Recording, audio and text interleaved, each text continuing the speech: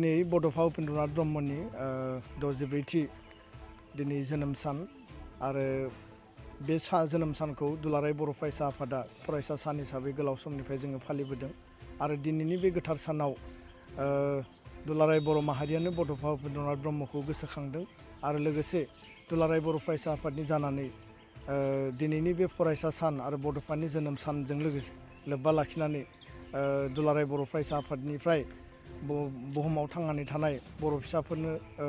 गोजोन आरो हामलायनायखौ जों बावहरदों आरो लोगोसेनो बड'फानि जिउ आत्माया जाहाथे सोरगोआव आलो गोजोननि जायगा मोनो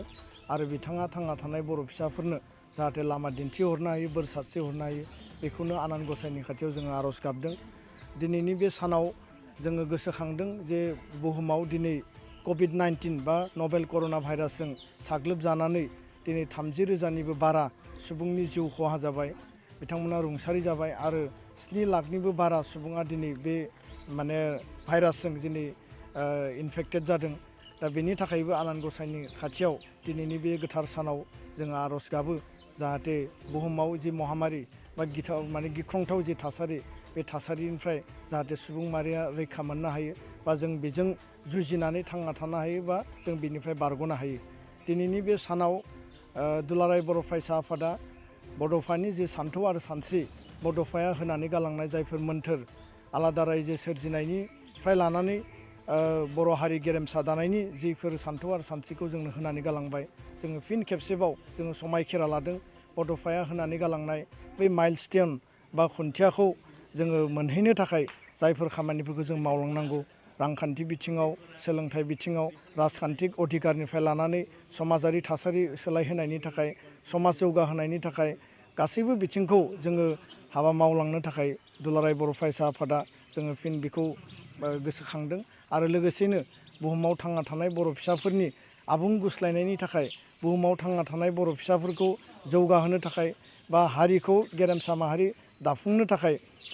मिशन क्वालिटि इडुकेसन बड'फा मिशन फर सास्टेनेबल चेन्जनि गेजेरजों बर' हारियाव जायफोर हाबाफारिफोरखौ जों लानानै खामानि मावबाय थादों बेखौ जोङो जेब्लाबो कन्टिनिउ खालामगोन आरो बिनि गेजेरजों बड'फानि जि सिमां दङमोन बर' हारि गेरेमसा दानायनि थाखाय बर'आव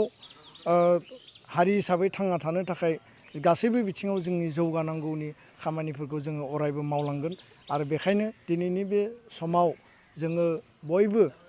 मिरु आफादनिफ्राय लानानै जिल्ला दख'रा इउनिट कमिटिफ्रा दिनै बे बड'फानि गोथार सानखौ जोङो अबजार्भ खालामदों आरो जेरावबो जों बेखौ फालिदों। गुबुन बोसोराव जों जेरैबायदि फरायसा सानखौ फरायसा फरायसुलिफोरखौ लानानै जोङो हाबाफारि लायोमोन बयबो रायजो राजाफ्रा बेयाव बाहागो लायोमोन देग्लाय नेसन वाइड 21 डेज लकडाउननि थाखाय जों बे हाबाफारिखौ गिदिरै जों खुंफुंनो हायाखै आरो बे जि भारत सरकारनि जि एडभाइजरि दङ जे जोङो मिनिमाम ससियेल डिसटेन्स बा गोजानाव थानानै जोङो मेनटेन खालामनानै जोङो बे हाबाफारिखौ दिनै बयबो जोंनि मावखुलियाव जों खुंफुंदों नियम बायदियै आरो बिनि गेजेरजों जोङो फैबाय थानाय समाव जोंनि जे हाबाफारिफोर मावनांगौ दङ बे हाबाफारिफोरखौ जोङो कन्टिनिउ खालामगोन आरो लोगोसेयैनो दिनैहाय बे नेसन वाइड लकडाउननि गेजेरजों जोंनि फरायसालि कलेज इउनिभारसिटिफ्रा दिनै बन्द' जानानै दङ जोंनि फरायसा फरायसुलिया दिनै न'आवनो दङ दा आङो दिनैनि बे फरायसा साननि गेजेरजों आपिल खालामगोन खावलायगोन जोंनि फंबाय बिनानाव जोंनि लाइमोन सेंग्रा सिख्ला फरायसा फरायसुलि बिथांमोनखौ जे न'आव थानानैनो जाहाथे बयबो फरायनायखौ कन्टिनिउ लाखियो बयबो जाहाथे फरायनायनि सायाव गोसो होनानै जोथोन लायो गावनो न'आव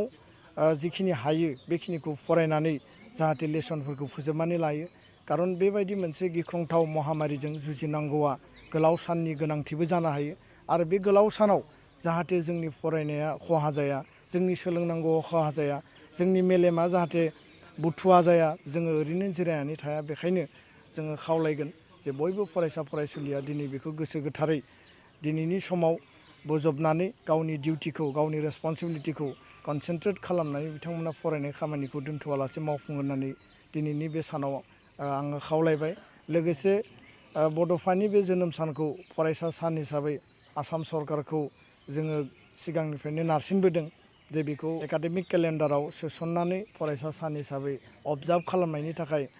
आसाम सरकारा मर्यादा होनांगौ होननानै बिथांमोना बे दाबिखौ लानानै मावफुंगोन होननानै जोंनो खोथा होबोदों नाथाय दिनैसिमबो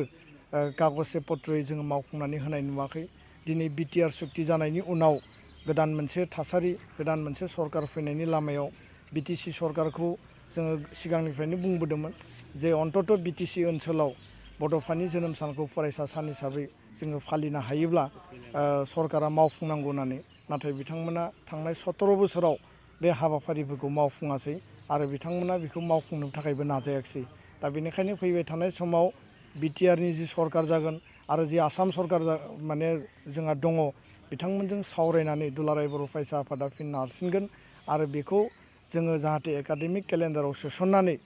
फरायसा सान हिसाबै जों फालिनो थाखाय जाहाथे जों खाबु मोनो आरो आसाम सरकार बिटिआर सरकारा जाहाथे बेखौ मर्यादा होयो बिनि थाखाय दुलाराय बर' फरायसा आफादा बे खामानिखौ जों मावगोन।